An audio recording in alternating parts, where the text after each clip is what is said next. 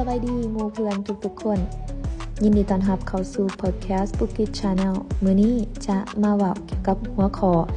ที่สำคัญและก็ช่วยในการแก้ไขคุณภาพการเรียน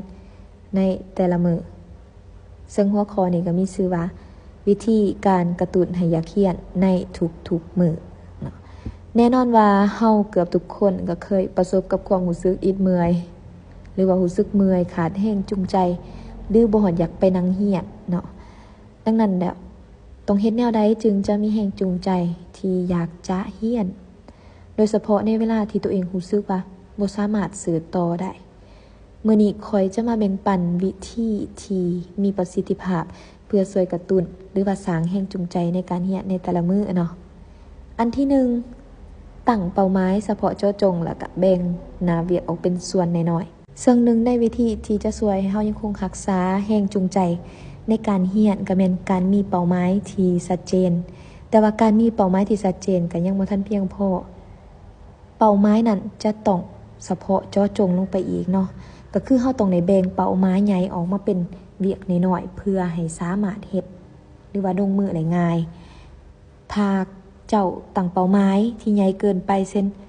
ข้อยต้องเรียนเก่งวิชาคณิตศาสตร์เนาะสมมุติมันก็จะรู้สึกท้อถอยใจได้ง่ายเพราะมันเป็นเรื่องที่บ่ชัดเจนแล้วก็ยากที่จะบรรลุเป้าหมายในหนังสือ Atomic Habits เพราะชีวิตดีได้กว่าที่เป็นเขียนโดยเจมส์เคลียร์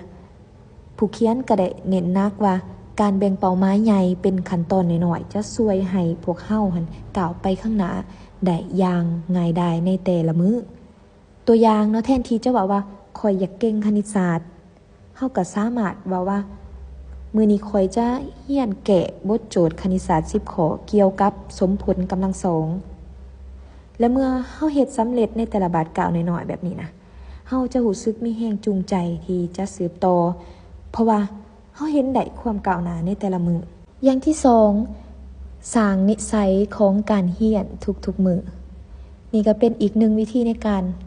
สร้างแรงจูงใจในการเรียนเนาะก็คือต้องสร้างนิสัยในการเรียนทุกๆมื้อ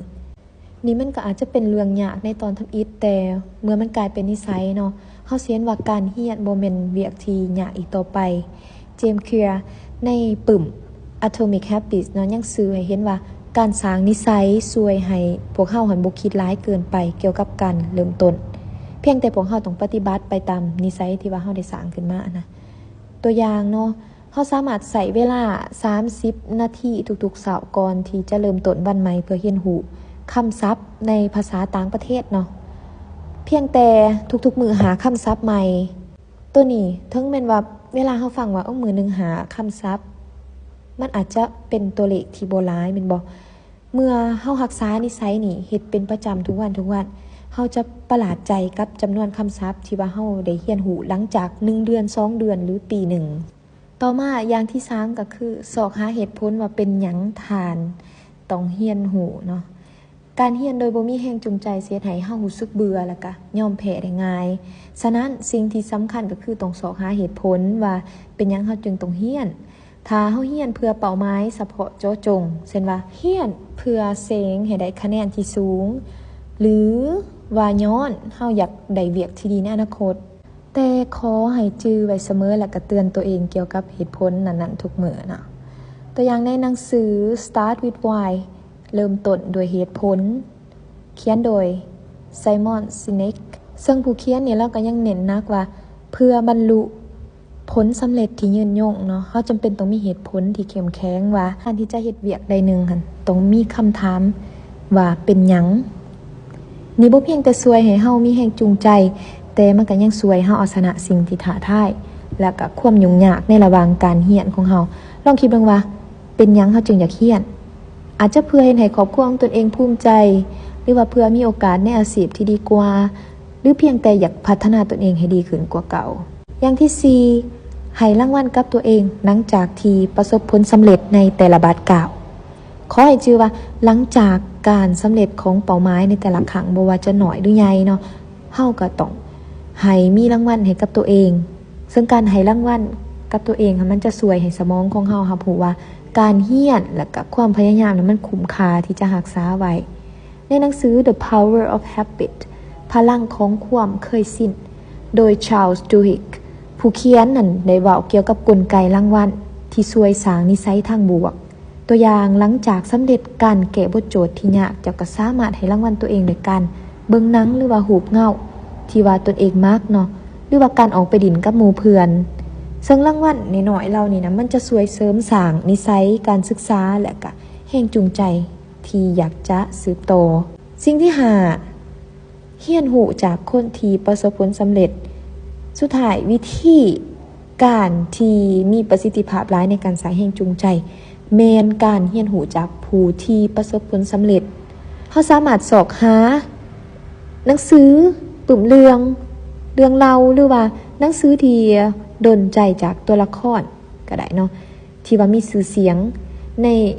เรื่องที่ว่าเฮามักหรือว่าเฮาสนใจอยากรู้อยากอ่านแหละก็ให้อ่านหรือว่าให้ฟังให้ทำความเข้าใจเกี่ยวกับเขาเจ้าเรียนรู้วิธีที่เขาเจ้าเอาชนะการท้าทายและก็การสร้างอาชีพของเขาเจ้านะตัวอย่างในหนังสือ Grit สิ่งที่ต้องมีหากเจ้าบ่มีแต้มต่อยอดในชีวิตของแองเจลา ดักเวิร์ธผู้เขียนได้แบ่งปันเกี่ยวกับการขนขวของลาวเนาะเกี่ยวกับGrit ซึ่งเป็นความอดทนภาคเพียรและก็ความมักอย่างต่อเนื่องในการดำเนินเป้าหมายดักเวิร์ธนี่สิให้เห็นว่าคนที่ประสบความสำเร็จบ่แม่นคนที่ฉลาดสุดเสมอไปแต่แม่นผู้ที่มีจิตใจยืดหยุ่นและบ่เคยยอมแพ้การเรียนรู้จากเรื่องเหล่านี้มันจะช่วยให้เฮาสอกหาแรงจูงใจที่เข้มแข็งสำหรับตัวเฮาเองได้บทสรุปในมื้อนี้พวกเฮาจึงได้มีวิธีที่มีประสิทธิภาพในการกระตุ้นให้ตนเองอยากเรียนในทุกๆมื้อก็ขอให้จื้อไว้ว่าการมีแรงบันดาลใจบ่แม่นเรื่องที่ง่ายเสมอไปแต่โดยการตั้งเป้าหมายเฉพาะเจาะจงการสร้างนิสัยการศึกษาสอหาเหตุผลในการเรียนเนาะหรือว่าการศึกษาให้รางวัลตัวเองและการเรียนรู้จากคนอื่นสิ่งที่กล่าวมาแล้วนี่มันจะช่วยสามารถเฮ็ดให้เฮาผ่านพาสิ่งที่ท้าทายต่างๆได้